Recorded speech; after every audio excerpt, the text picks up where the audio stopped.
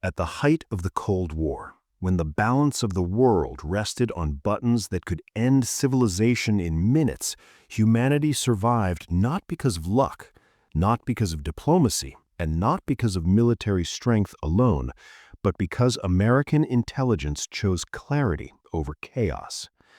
While millions of Americans slept peacefully in their homes, unaware of how close extinction truly was, a small group of analysts, pilots, and intelligence officers carried the weight of the world on their shoulders.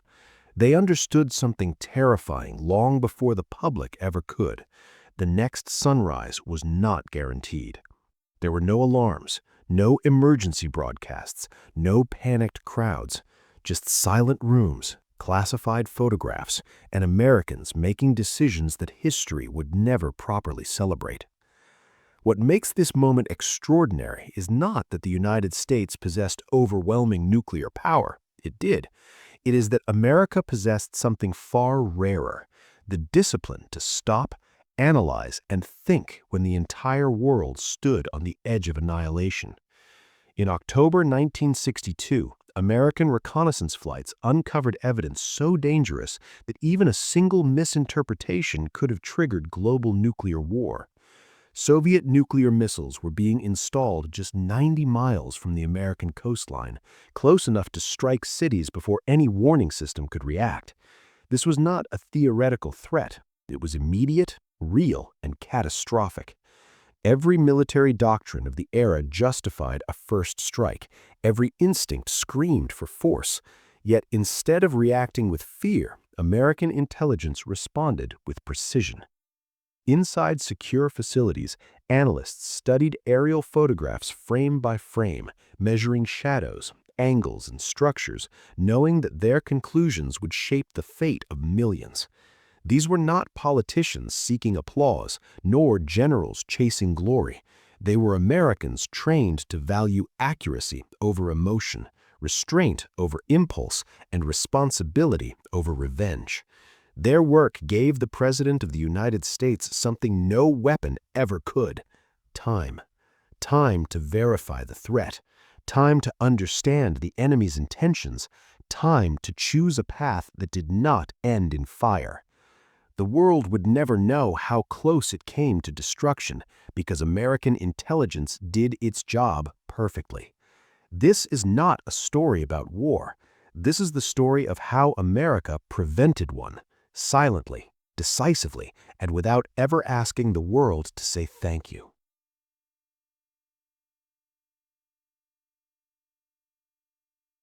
By the early 1960s, the world had entered the most dangerous chapter in human history. Two superpowers stood armed not just with weapons, but with the ability to erase civilization itself. The United States and the Soviet Union possessed thousands of nuclear warheads, each one more powerful than anything used before. Cities were no longer targets, they were guarantees of extinction. Military strategies were built around speed, retaliation, and overwhelming force because leaders believed that hesitation meant death. In this world, survival depended on knowing what the enemy was doing before the enemy knew you were watching, and that responsibility fell heavily on American intelligence. What made this era so uniquely terrifying was not hatred, but uncertainty. Missiles could be launched by mistake. Radar signals could be misunderstood. A routine military exercise could be misread as the opening move of a nuclear strike. The margin for error was measured in minutes, sometimes seconds. American leaders understood that the greatest threat was not an intentional attack, but a misunderstanding powerful enough to spiral out of control. This is why intelligence mattered more than ever before, not to provoke war, but to prevent it. Not to dominate headlines, but to quietly verify reality in a world drowning in fear and suspicion.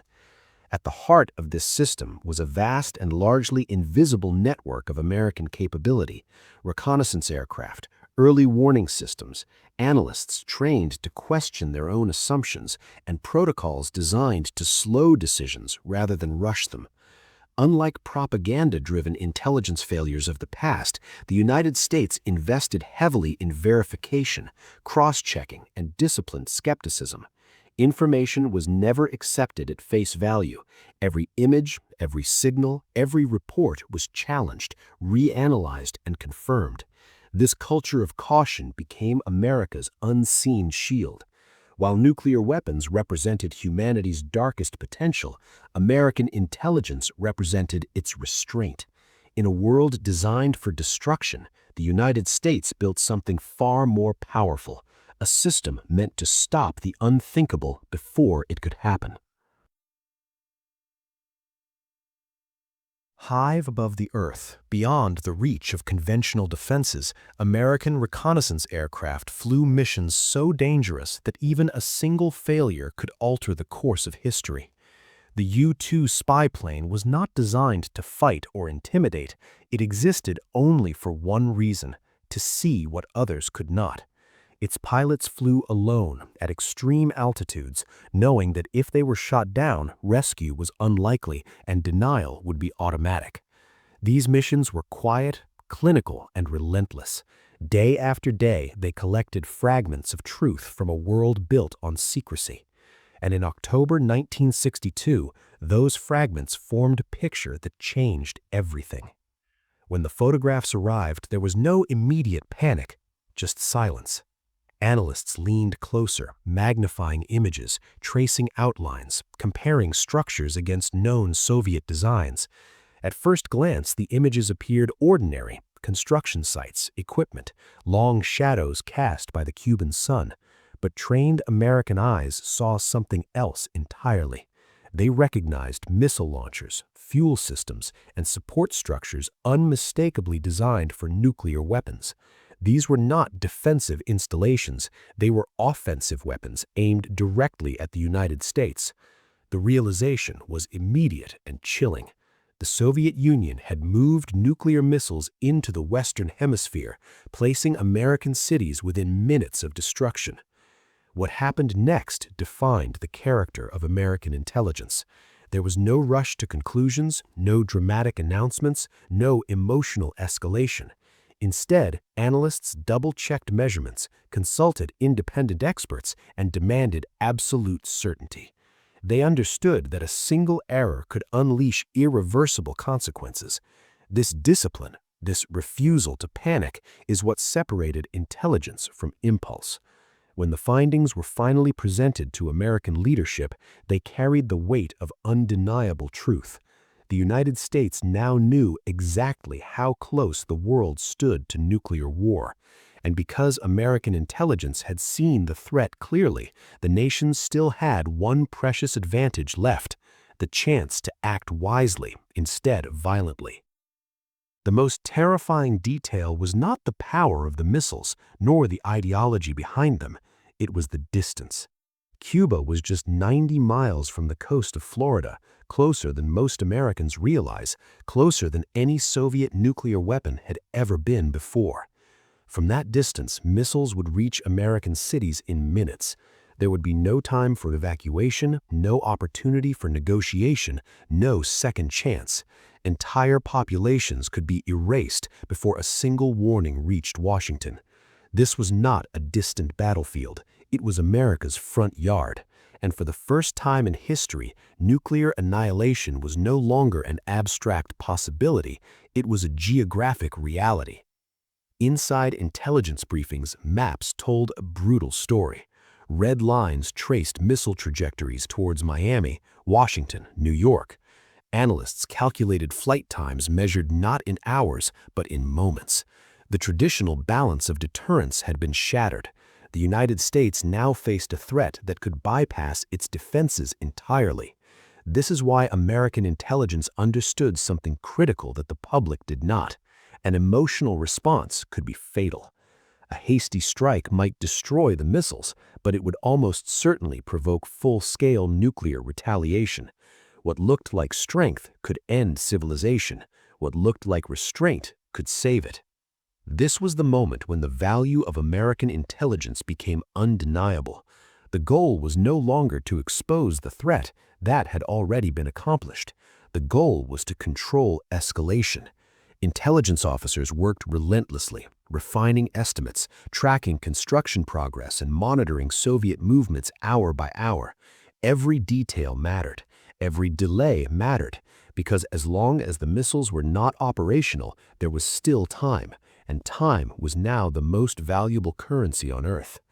The world would later remember speeches and negotiations, but it was in these unseen hours, guided by American intelligence, that catastrophe was truly held back. When President John F. Kennedy was presented with the intelligence findings, he was not shown speculation or rumors, he was shown evidence. Clear photographs, verified measurements, conclusions built on discipline rather than fear. The weight of that knowledge was immense. Kennedy now understood that the United States faced a direct nuclear threat unlike any before, and he also understood that history would judge not just what he did, but how he chose. For 13 days, the world entered a state of suspended reality. There were no celebrations, no public countdowns, no visible signs that humanity stood at the edge of extinction. Yet behind closed doors, every hour carried the weight of irreversible consequences.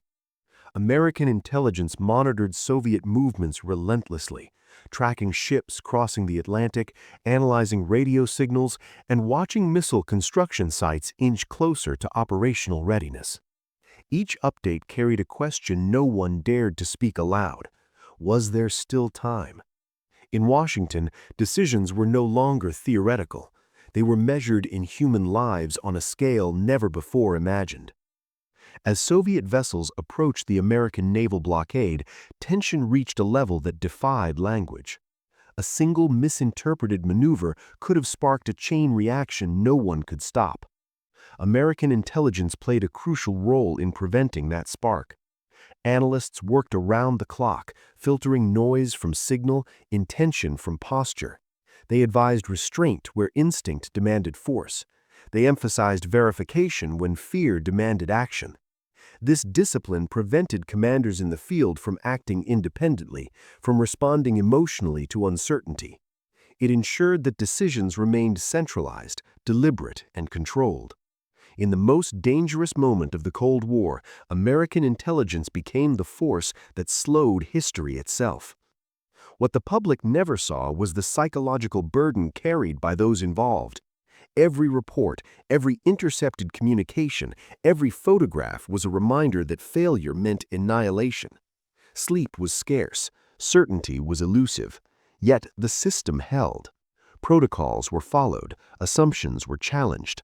Intelligence did not promise safety, it promised clarity, and clarity was enough. The United States did not flinch, it did not panic, it waited, watched, and calculated. These 13 days were not defined by aggression, but by patience under unimaginable pressure. And it was this patience, enforced by intelligence, that kept the world intact. Nuclear war has never depended solely on intent. Its greatest threat has always been error. Faulty radar signals, misread data, commands issued too quickly or interpreted too literally. During the Cold War, the world came dangerously close to destruction, not because leaders wanted war, but because systems designed for speed left no room for doubt. American intelligence understood this reality better than anyone.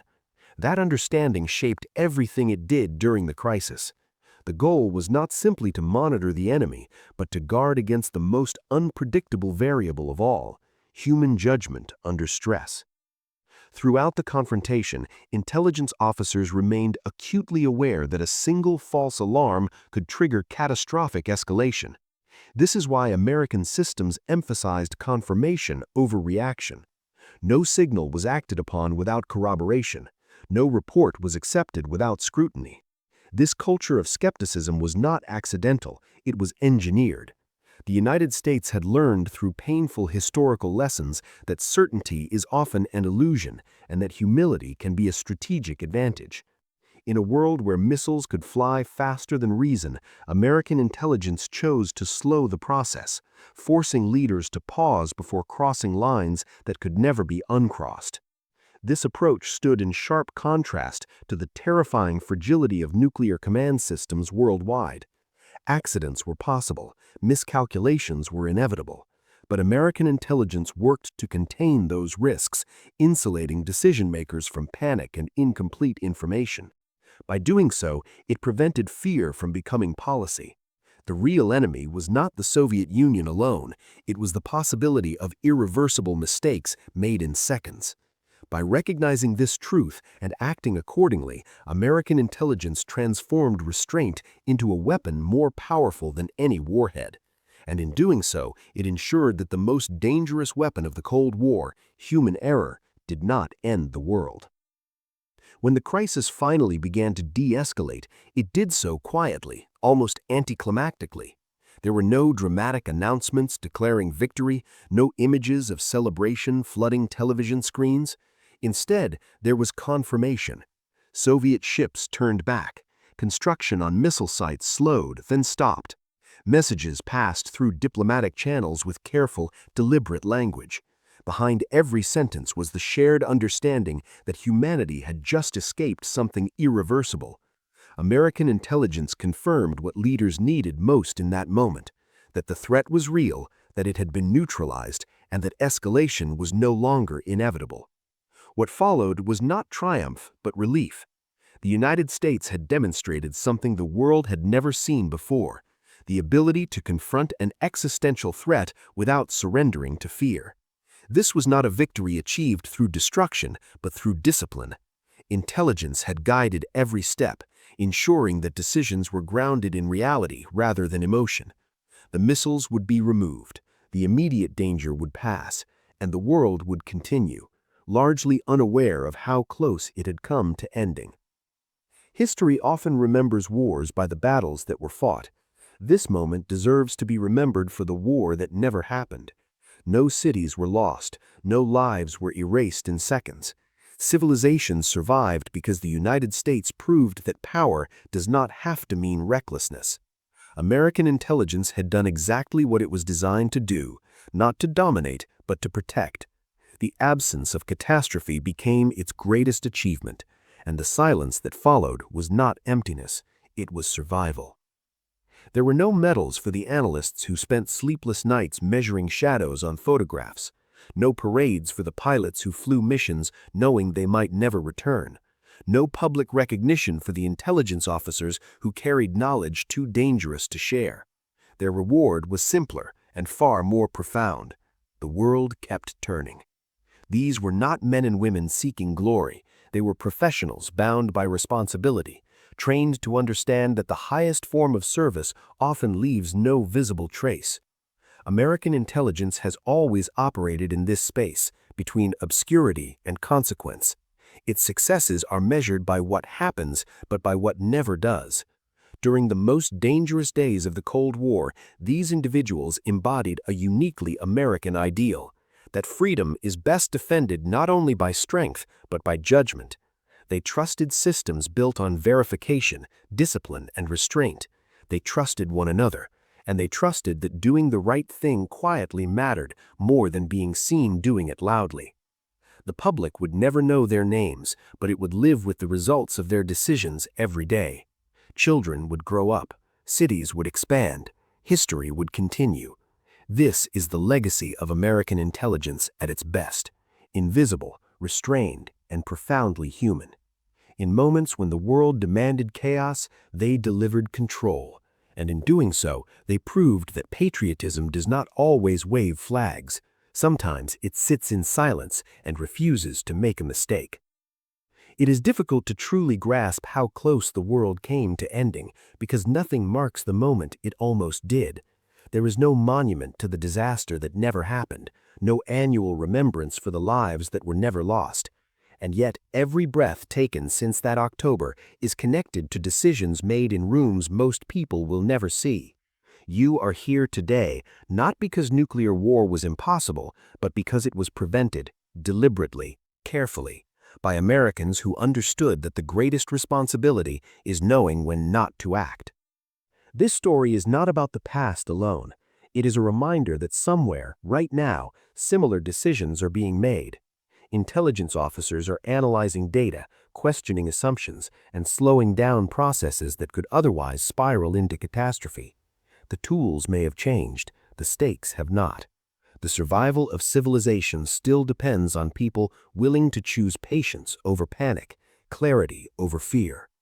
The world did not end because American intelligence did its job perfectly and then stepped back into the shadows. No applause followed, no gratitude was demanded. History moved on, unaware of how close it came to stopping altogether.